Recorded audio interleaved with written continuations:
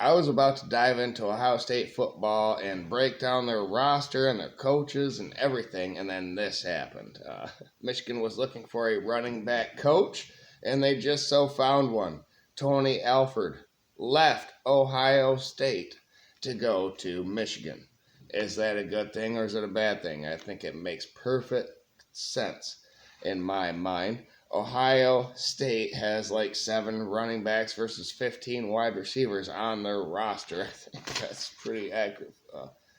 Maybe 14 wide receivers on their roster. That's the difference between the two programs. We know what Ohio State cherishes nowadays, and that is wide receiver. What running back coach wants to be on a team that doesn't run the ball? Just like what wide receiver wants to come to Michigan.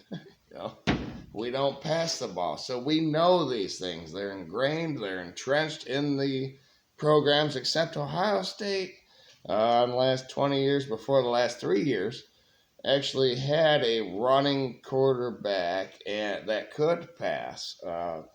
Now they went away from that. Michigan is going towards that.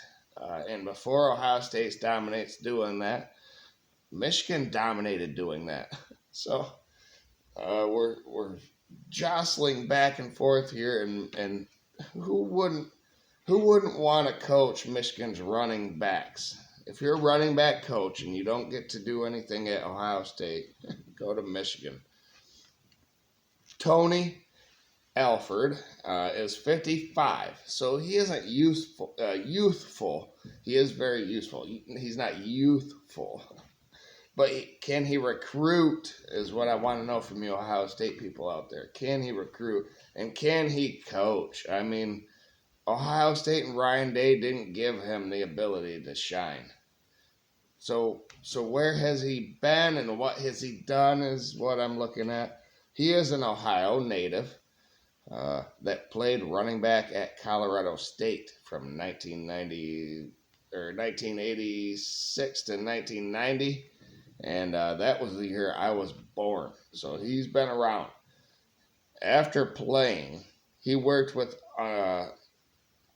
under coaches that don't believe in ground and pound attacks like the Ohio State program. He's produced great running backs under Ohio State, Ezekiel Elliott and others, but he gets now to work with Donovan Edwards, Glel Mullings, Ben Hall, Cole Cabana, Tavier Dunlap, and the freshmen that are coming in behind an offensive line that can run block, and they are willing to do so. So this just makes perfect sense for all parties involved that Tony Alford left Ohio State and came to Michigan, even though it's across rivalries, which is kind of weird. It still pissed me off that Greg Madison went to Ohio State. And, there's been these instances before, even head coaches.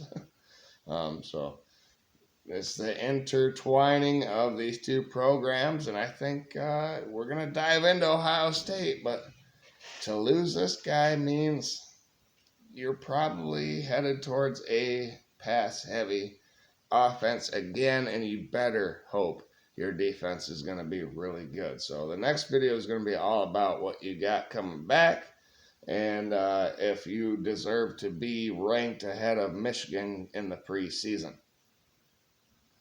I don't understand it, but we'll dive into it. Thank you everyone for watching. Michigan rounds out its coaching staff, and we will talk about that before the season starts as well. But there's a lot going on. We got Michigan hockey in the semifinal of the Big Ten tournament this weekend. I want to talk about Ohio State and why they are ranked so high, and we will talk about, I want to talk about Oregon too. They're the other top team that everyone's picking in the Big Ten. And of course, I will, leading up to the season, do my predictions. And my predictions are a little bit different. I do a top 25, but it's after I predicted every game. It's what I think is going to be the top 25 at the end of the season after everything is complete after the national championship.